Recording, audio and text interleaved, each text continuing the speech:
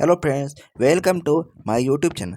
तो आज के इस वीडियो में हम आपको चंद्रवंश के अंतर्गत जहू, कुशिक तथा भृगुवंश का संक्षिप्त वर्णन करेंगे। तो कथा इस प्रकार होती है कि पूर्व काल में जब ब्रह्मा जी सृष्टि का विस्तार करना चाहते थे, उस समय उनके मन से महर्षि अत्रि का प्रादुर्भाव हुआ, जो चंद्रमा के पिता थे। सुनने में आया है कि अत्रि ने 3000 दिव्य वर्षों तक अनुत्तर नाम की तपस्या की थी। उसमें उनका वीर ऊर्ध्वगामी हो गया था, वही चंद्रमा के रूप में प्रकट हुआ। महर्षि का वह तेज ऊर्ध्वगामी होने पर उनके नेत्रों से जल के रूप में गिरा और दसों दिशाओं में प्रकाशित करने लगा। चंद्रमा को गिरा देखकर लोक पितामह ब्रह्मा जी ने संपूर्ण लोक की हित की इच्छा से उस रथ पर बिठाया। अत्रि के पुत्र महात्मा सोम के गिरने पर ब्रह्मा जी के पुत्र तथा अन्य महर्षि उनकी स्तुति करने लगे। स्तुति करने पर उन्होंने अपना तेज समस्त लोगों की पुष्टि के लिए सब और फैला दिया। चंद्रमा ने उस श्रेष्ठ रथ पर बैठकर समुद्र पर्यंत समूची पृथ्वी का 21 बार परिक्रमा की। उस समय उनका वो तेज चूकर पृथ्वी पर गिरा। उससे सब प्रकार के अन्न आदि उत्पन्न हुए, जिनसे यह जगत जीवन धारण करता है। इस प्रकार महर्षियों के स्तवन से तेज को पाकर महाभागा चंद्रमा ने बहुत वैसे वर्षों तक तपस्या की। उससे संतुष्ट होकर ब्रह्मवेताओं में श्रेष्ठ ब्रह्मा जी ने उन्हें बीज, औषधि, जल तथा ब्राह्मणों का राजा बना दिया। मृदुल स्वभाव वालों में सबसे श्रेष्ठ सोम ने वह विशाल राज पाकर राजसु यज्ञ का अनुष्ठान किया, जिसमें लाखों की दक्षिणा बांटी गई। उस यज्ञ में सिनी, कुहू, द्युति, पुष्टु, प्रभा, वसु, कीर्ति, धृति तथा लक्ष्मी, इन 9 देवियों ने चंद्रमा का सेवन किया। यज्ञ के अंत में औभृत स्नान के पश्चात संपूर्ण देवताओं तथा ऋषियों ने उनका पूजन किया। राजाधिराज सोम दसों दिशाओं को प्रकाशित करने लगा। महर्षियों द्वारा सत्कृत व दुर्लभ ऐश्वर्य पाकर चंद्रमा की बुद्धि भ्रांत हो गई। उनमें विनय भाव दूर हो गया और अनीति आ गए। फिर वे ऐश्वर्य के मद से मोहित होकर उन्होंने बृहस्पति जी की पत्नी तारा का अपहरण कर लिया। देवताओं और ऋषियों के बारंबार प्रार्थना करने पर भी उन्होंने बृहस्पति जी की पत्नी तारा को लौटाया नहीं। तब ब्रह्मा जी ने स्वयं ही बीच में पड़कर तारा को वापस कराया। उस समय वह गर्भिणी थी। यह सब देख बृहस्पति जी ने कुपित होकर कहा, मेरे क्षेत्र में तुम्हें दूसरे का गर्भ नहीं धारण करना चाहिए। तब उसने तृण के समूह पर उस गर्भ को त्याग दिया। पैदा होते ही उसने अपने तेज से देवताओं के विग्रह को लज्जित कर दिया।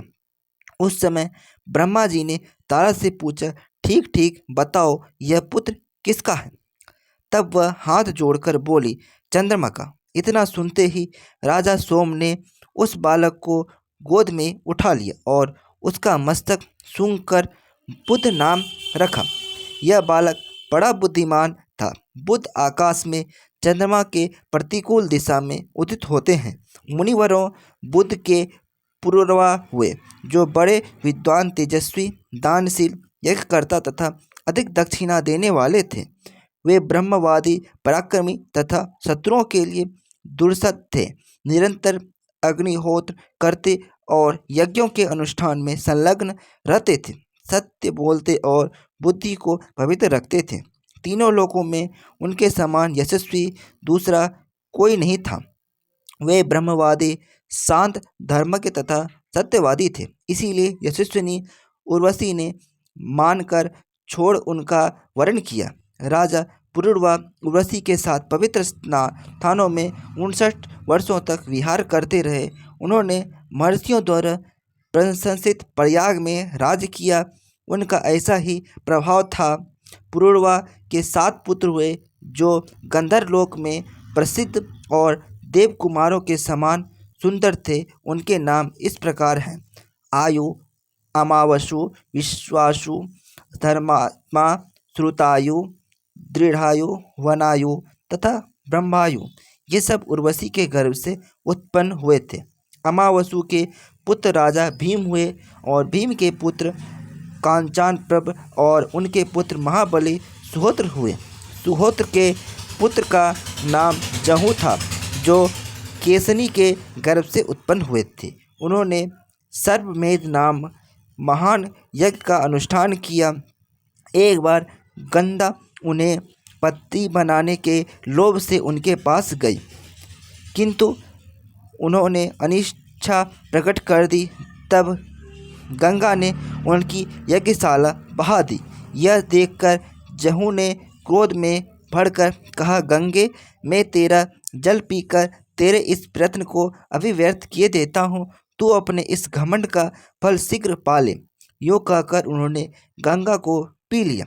यह सब देखकर महर्षियों ने बड़ी अनुनय करके गंगा को जहू की पुत्री के रूप में प्राप्त किया। तब से वे जाह्नवी कहलाने लगे। तत्पश्चात जहू ने युवानवश की पुत्री कावेरी के साथ विवाह किया। युवानवश के शापवश गंगा अपने आधे स्वरूप में सरिताओं में श्रेष्ठ कावेरी में मिल गई थी। जहू ने कावेरी के गर्भ से सुनद्य नामक धार्मिक पुत्रों को जन्म दिया। सुनद्य के पुत्र अजक और अजक के बलाकास्म और बलाकास के पुत्र हुए। कुश के देवताओं के समान तेजस्वी 4 पुत्र हुए। कुशिक, कुशीनाभ समान तेजस्वी 4 पुत्र हुए। कुशिक, कुशनाभ, कुशाम्ब और मूर्तिमान। राजा कुशिक वन में रहकर ग्वालों के साथ पले थे। उन्होंने इंद्र के समान पुत्र प्राप्त करने की इच्छा से तप किया। 1000 वर्ष पूर्ण होने पर इंद्र भयभीत होकर उनके पास गए। उन्होंने स्वयं अपने को ही उनके पुत्र के रूप में प्रकट किया। उस समय वे राजा गधी के नाम से प्रसिद्ध हुए और कुशी की पत्नी पौरा थी। उसी के गर्भ से गधी का जन्म हुआ।